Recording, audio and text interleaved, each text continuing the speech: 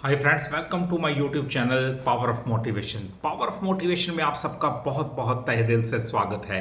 तो दोस्तों, आज के इस वीडियो के अंदर हम बात कर रहे हैं एक पीएसयू स्टॉक के बारे में जो हाइड्रो पावर के अंदर नंबर 1 कंपनी है भारत के लिए।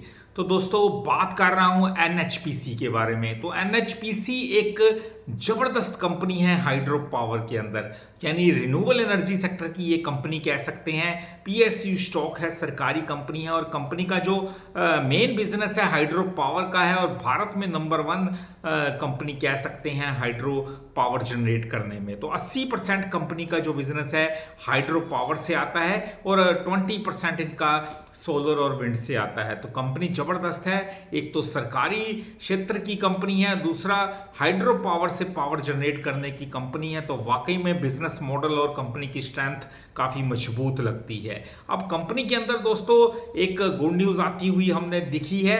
अब वो गुड न्यूज ये है कि वेंचरा सिक्योरिटीज ने दोस्तों एक रिपोर्ट के निकाली है, जिसमें वेंचरा सिक्योरिटीज ने कहा है कि जम्मू कश्मीर में जो हाइड्रो प्रोजेक्ट्स रुके हुए थे वो दोबारा शुरू किए जा सकते हैं और इन प्रोजेक्ट्स को समय से पहले पूरा किया जा सकता है। तो जम्मू और कश्मीर के अंदर जो हाइड्रो पावर के बड़े बड़े प्रोजेक्ट्स रुके हुए थे वो अब पूरा होने का समय आ गया है, यानी टाइम से पहले ये प्रोजेक्ट शुरू हो सकते हैं, खत्म हो सकते हैं। तो बहुत अच्छी बात है दोस्तों, क्योंकि भारत और इंडस वाटर ट्रीटी को सस्पेंड कर दिया गया है। जो भारत और पाकिस्तान के बीच एक इंडो वाटर ट्रीटी हुई थी दोस्तों, उसको सस्पेंड कर दिया गया है।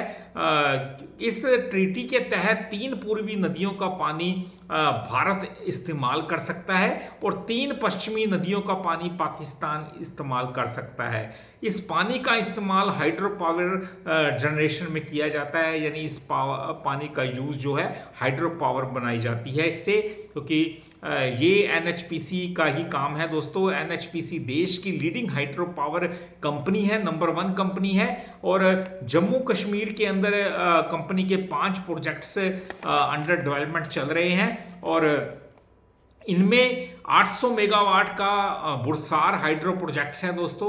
उसके बाद 260 मेगावाट का दुलहस्ती प्रोजेक्ट है।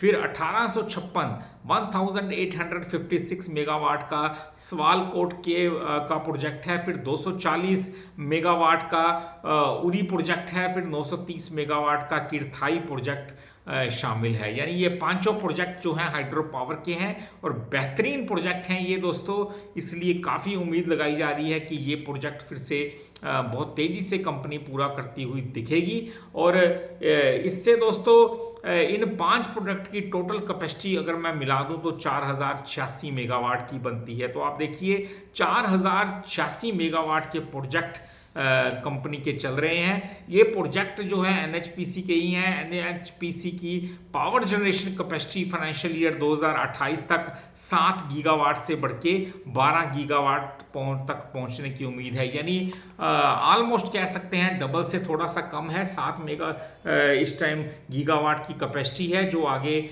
12 गीगावाट तक कंपनी पहुंचा सकती है फाइनेंशियल ईयर 2028 तक। तो बहुत अच्छी बात है, कंपनी एक विजन लेके चल रही है कि हमने इस टाइम तक इतनी ऑर्डर बुक कर देनी है, इतनी अपनी इंस्टॉल कैपेसिटी कर देनी है। 7 गीगावाट से कंपनी 12 गीगावाट तक पहुंचती है तो वाकई में इसका रेवेन्यू नेट प्रॉफिट बहुत ज़्यादा इंक्रीज होने वाला है आने वाले समय के अंदर।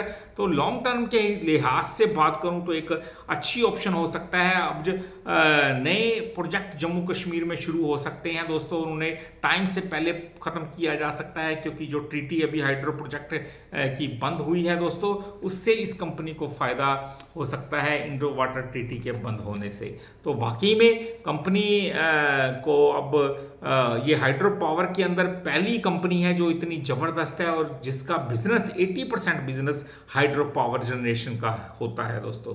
तो कंपनी लाजवाब है। हाइड्रो पावर के अलावा कंपनी के पास सोलर और विंड के भी अच्छे खासे प्रोजेक्ट हैं। तो कंपनी के रेवेन्यू का मार्केट शेयर 20% सोलर विंड से आता है और 80% उनका रेवेन्यू जो है हाइड्रो पावर से आता है। तो इस प्रकार रिन्यूएबल एनर्जी का ही हिस्सा है हाइड्रो पावर। और 2030 तक जो सरकार ने टारगेट सेट किया है वो 500 गीगावाट का है। तो उस सेक्टर की ओर तेजी से विस्तार करती हुई ये कंपनी है NHPC। पर दोस्तों ये मत समझें कि स्टॉक तो आगे बढ़ नहीं रहा। अभी सारे PSUs एक रेंज के अंदर काम कर रहे हैं, रुके हुए हैं, चल नहीं रहे। जब चलते हैं तो इकट्ठा चलते हैं, गिरते हैं तो इकट्ठा गिरते हैं, कंसोलिडेट करते हैं तो इकट्ठा कंसोलिडेट करते हैं। इससे लिए अभी PSU के अंदर जो रैली है वो एक थमसी गई लगती है दोस्तों।